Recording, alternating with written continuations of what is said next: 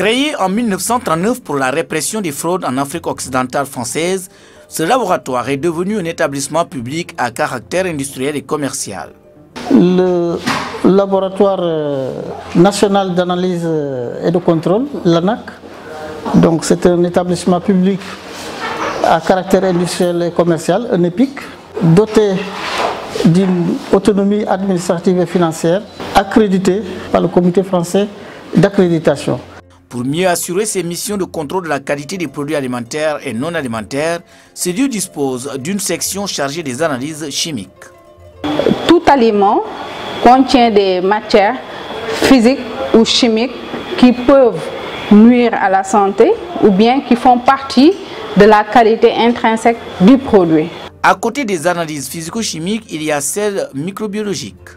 On cherche si le produit n'a pas de germes pathogènes qui peuvent entraîner une intoxication alimentaire, comme les salmonelles ou les staphylococcus coagulase plus ou les E. coli.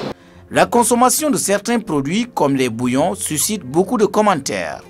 Tous les produits qui composent le bouillon donc, sont reconnus au niveau du Codex Alimentarius. Il n'y a pas de poison dans le bouillon, mais il faut reconnaître que le problème des bouillons réside dans les abus de consommation. Un bouillon est à 55% sel. 55% sel.